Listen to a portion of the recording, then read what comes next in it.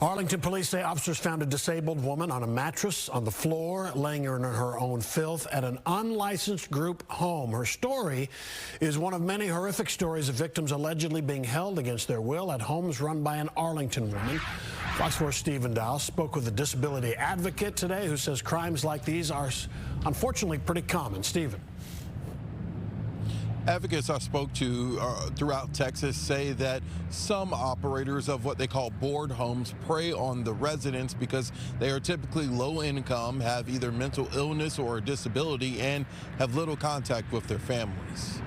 Court documents paint a disturbing picture of what was allegedly going on in this Arlington home near AT&T Stadium. Investigators say in December, a woman called 911 after getting text from her friend that she was being held against her will. When Arlington police arrived, they found a disabled woman on a mattress on the floor. Court documents say she was living in her own filth. She said she wanted to go to the hospital and told officers she'd been given medicine and didn't know what it was.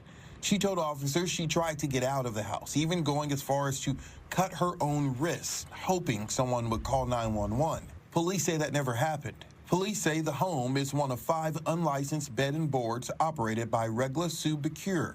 She's charged with abandoning or endangering an individual in imminent danger of bodily injury. Do we hear much about this in these board homes? Yes. Dennis Burrell is the executive director for a coalition of Texans with disabilities. He says unlicensed board homes are an ongoing problem in the state.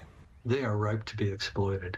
And frankly, it sounded like this board home operator was exploiting them. There's no other way to sugarcoat it, really.